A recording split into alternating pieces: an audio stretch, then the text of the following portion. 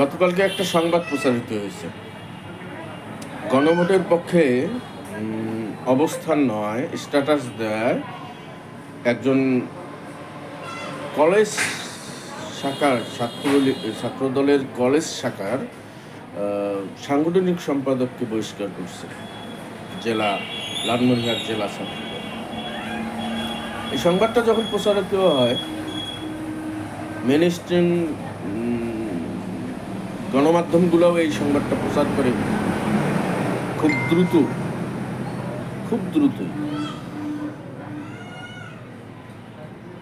কিন্তু আমার কাছে ডাউট ফিল হয় যে একটা মাত্র স্ট্যাটাস কেন্দ্রিক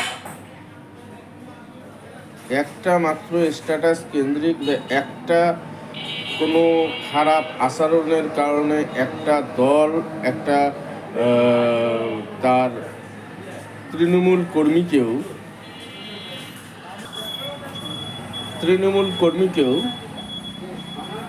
বহিষ্কারের মতো সিদ্ধান্ত নিতে পারে না বা নিবে না বা নেয় না।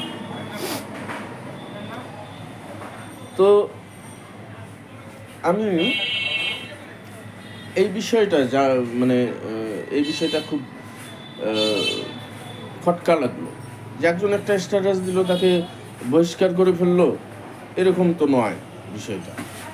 হ্যাঁ, তা এই যখন অবস্থা, তখন আমি বিষয়টা খোঁজ নেওয়া শুরু করলাম। খোঁজ নিতে দেখলাম যে সেই ছাত্রদলের ছাত্রদলের যে ব্যক্তি, সে ব্যক্তি কলেজ শাখার সাধারণ সম্পাদকের দায়িত্ব চেয়েছিল, তাকে সাধারণ সম্পাদকের দায়িত্ব দেওয়া হয়নি এবং একটা পর্যায়ে তাকে সাংগঠনিক সম্পাদকের দায়িত্ব দেওয়া হয়। সাংগঠনিক সম্পাদকের সেই দিন থেকে ছাত্রদলের কোনো কার্যক্রমে সে অংশগ্রহণ করে নাই এবং জেলার বাহিরে সে ঢাকা এবং রংপুরে সে অবস্থান করে। এই পর্যন্ত তাদের বিষয়টা ছিল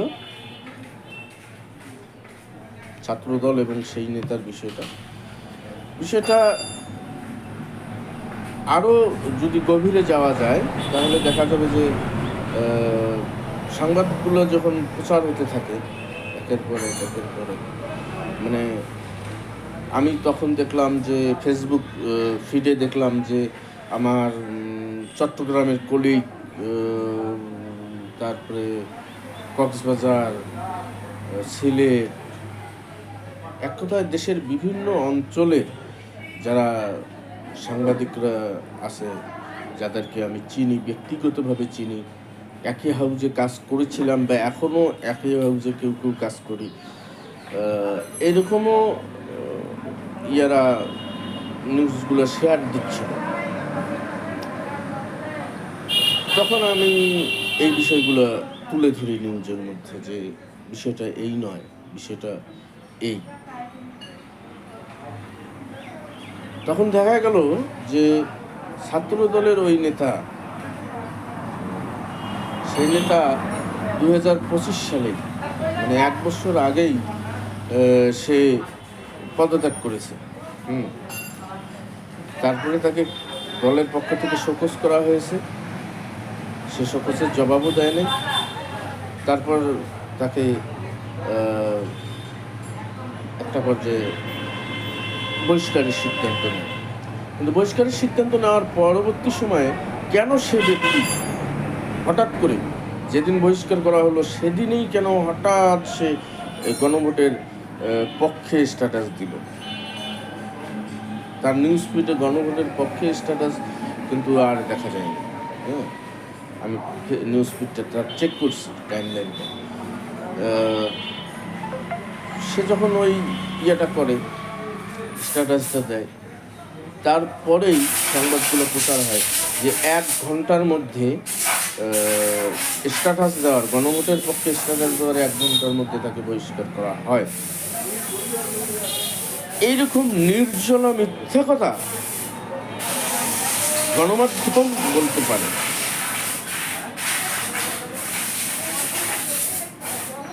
যার বাস্তব উদাহরণ এটা। কারা এই মিথ্যা কথাগুলো বলছে এটা কিন্তু ভেবে দেখা দরকার, বারবার ভেবে দেখা দরকার। আমি যখন 5 আগস্ট পরবর্তী সময়ে আমরা যখন 2-3 জন লালমনিরহাট পুরো জেলা মেলে কয়েক হাজার সংবাদকর্মীর মধ্যে ক্ষুদ্র 2-3 জন যখন আমরা নানা অনিয়ম নিয়ে নিউজ করা শুরু করি, তখন কিন্তু আমরাই থ্রেট খেয়েছি। যারা আজকে এই অপপ্রচারটা চালালো তাদেরকে কিন্তু থ্রেট করা হয় নাই, বা তাদেরকে জামাই আদর করা হয়েছে, তারা বিভিন্ন জায়গায় সুযোগ সুবিধা নিয়েছে, বা তারা সেফ জোনে চলে গেছে। কিন্তু ভাই সেফ জোনে যান, এটা আপনার দরকার আছে ভাই, আপনি সুযোগ সুবিধা নেন, এটাও দরকার আছে। আমিও সুযোগ সুবিধা মানে আমি তো মানুষ, আমিও তো সুযোগ সুবিধা কারো না কারোর কাছে কখনো নেব, কখনো নেই, কখনো নিয়েছি, কখনো আগামীতে নেব, এখন নিচ্ছি, এই মুহূর্তে নিচ্ছি। এই তো পারস্পরিক সমাজ তো চলে পারস্পরিক লেনদেনের উপর ভিত্তি করে। কিন্তু বড় বিপত্তিটা সেখানেই ঘটলো, জাহাজ ডুবিটা সেখানেই হইল, মরু উদ্যান সেখানেই হইল, সেখানেই সপ্ত আসমান ভেঙে পড়ার মতো ঘটনা ঘটলো যে মেইন স্ট্রিম জার্নালিস্ট প্ল্যাটফর্মগুলা, মিডিয়াগুলা যে সংবাদগুলো ছাপাইলো, সেখানে দলের কোনো বক্তব্য নাই, ওই ছেলের কোনো বক্তব্য নাই, কোনো ঘটনার উল্লেখ নেই। মন গড়া একটা ইতিহাস লিখে দিয়েছে এবং সেই ইতিহাসটার সাথে তারা সবাই মন গড়া একটা গল্প সে প্রচার করে গেছে। একটা তো ন্যূনতম ইথিক্স থাকার কথা, ন্যূনতম একটা থাকার কথা, যে সাংবাদিকতার ইথিক্স মানার কথা, সেটার জায়গায় তো মানা হলো না। কেন মানা হলো না সেই নীতিমালা, সেটাও একটা প্রশ্নের ব্যাপার। যে আসলে সংবাদকর্মীরা যে গল্প লিখবে সেই গল্পেই কি মিডিয়া প্রচার করবে? এই এত বড় বড় হাউসগুলো সেই গল্পেই প্রচার করবে? সেই গল্পটাই কি প্রচার করবে যে গল্পটা ক্লিক করলেই আর্ন হয়? ক্লিক বেস সাংবাদিকতাই কি মানে শেষ অস্ত্র হিসেবে কাজে লাগতেছে? অমুক হেঁটে যাচ্ছে, তমুক হেঁটে যাচ্ছে, অমুকের মেয়ে তমুকখানে, তমুকের মেয়ে সমুকখানে। ভাই এগুলো জনগণ তো চায় না। জনগণ চায় জনগণের কথা কেউ না কেউ বলুক। হ্যাঁ, জনগণের কথা বলতে হবে। এবং এইরকম নির্জলা মিথ্যা কথা যেখানে সত্যের ধারে কাছেও নাই, সেটা এতগুলো মানুষ প্রচার করলো, এতগুলো মিডিয়া প্রচার করা যায়? এভাবেও সম্ভব? কিভাবে সম্ভব? যাই হোক, অবাক হওয়া ছাড়া এখানে আসলে করার কিছু নাই আর কি। হ্যাঁ, অবাকই হইতে